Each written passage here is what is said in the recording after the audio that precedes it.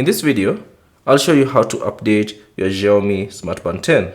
Now for this, you'll need to have the phone that is currently paired with your Xiaomi Smart Band 10.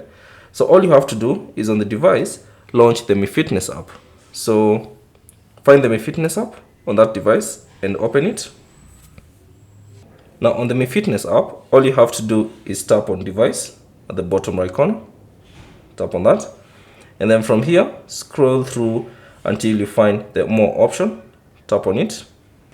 And then select update. Now in case there's an update available for your Smart Band 10, you will see a prompt here to download it and install it.